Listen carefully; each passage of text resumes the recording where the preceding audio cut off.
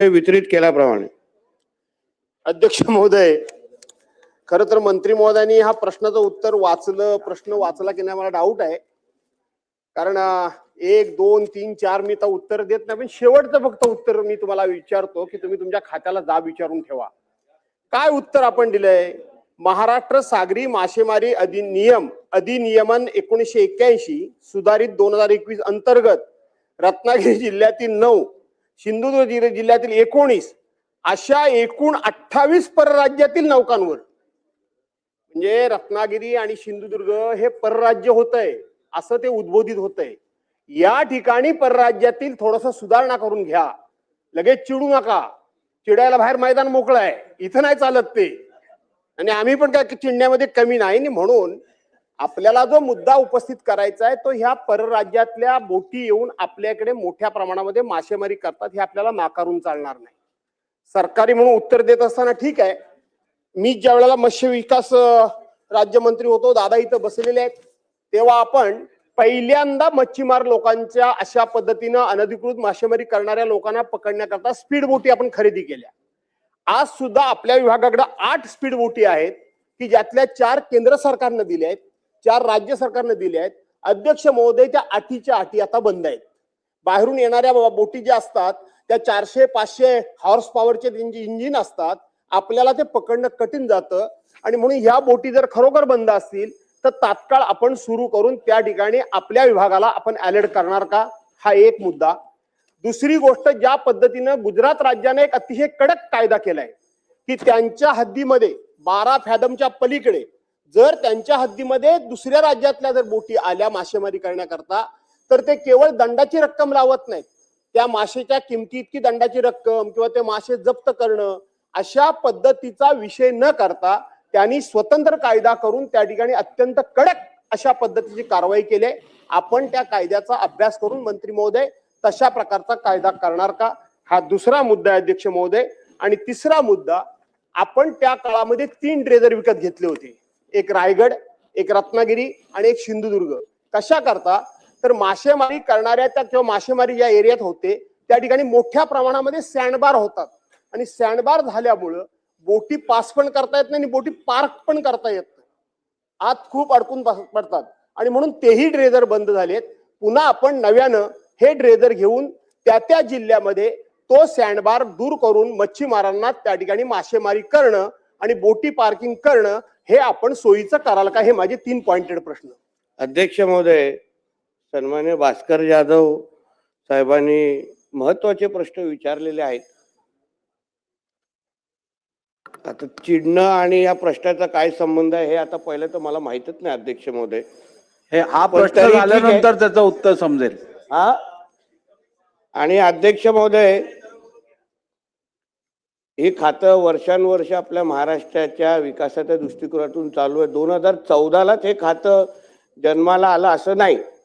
म्हणजे वडील या खात्याचे मंत्री पहिले होते, मग भास्कर जाधव साहेबांसारखे, म्हणजे हे प्रत्येक मंत्र्यांनी आपल्या आपल्या पद्धतीने अध्यक्ष महोदय या खात्याच्या माध्यमातून मच्छीमारांच्या साठी न्याय देण्याचा प्रयत्न वर्षानुवर्ष केलेला आहे.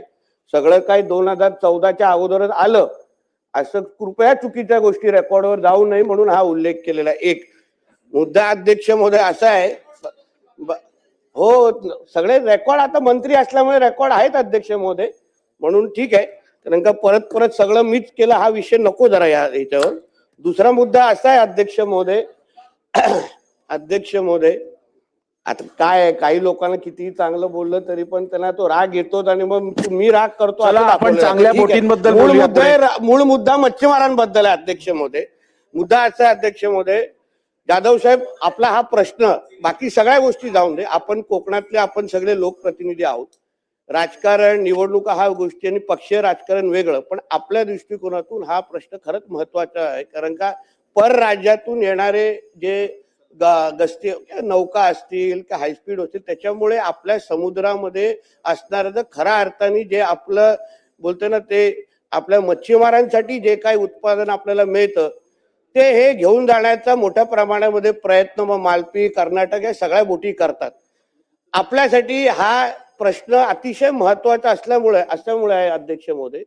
कारण का जे काही बाहेरच्या ह्या बोटी येतात आपल्याकडे असलेल्या ज्या गस्ती नौका आहे जाधव साहेब ते आता लाकडी आहेत आणि लाकडी असल्यामुळे समोरच्या ज्या काही मोठ्या परराज्यातल्या जे काही मच्छीमार बोटी येतात त्या स्टीलच्याही असतात, त्याच्यामध्ये जाधव साहेब वेपनही असतात. आपल्यालाही माहिती आहे रत्नागिरी या भागामध्ये आपले जेव्हा अधिकारी त्यांना पकडायला जातात तेव्हा त्यांच्यावर हल्लेही झालेले आहेत.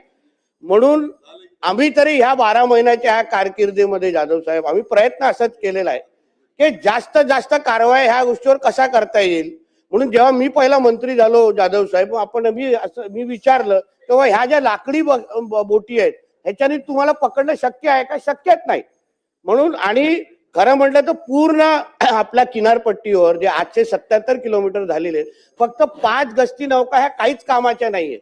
म्हणून 15 स्टीलच्या गस्ती नौकाची ऑर्डर आम्ही लोकांनी जाधवजी दिलेले आहेत. या महिन्यात पहिल्या 5 आपल्याला उपलब्ध होणार आहेत. त्याचबरोबर काही महिन्या अगोदर 9 मला वाटतं जानेवारीच्या जवळपास आम्ही ड्रोनची सुरक्षा पण सुरू केलेली आहे.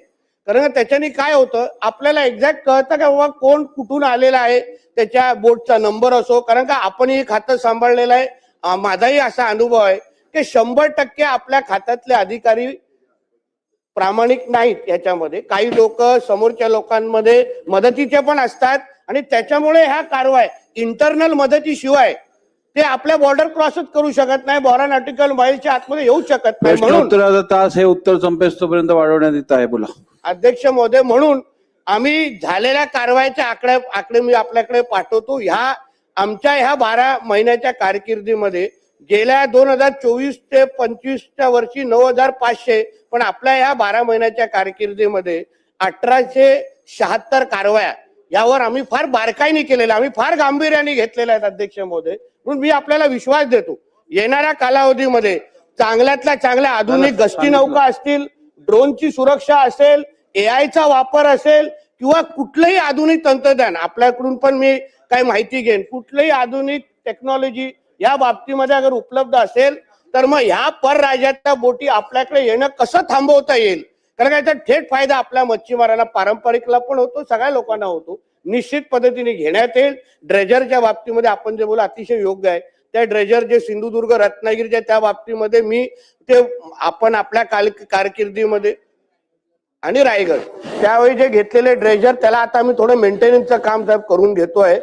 पावसाळ्याचा सीझन आताच संपलेला आहे. येणाऱ्या काही महिन्यामध्ये आपण त्याचा वापर सुरू करू जेणेकरून याचा थेट फायदा आपल्या मच्छीमार बांधवांना होईल.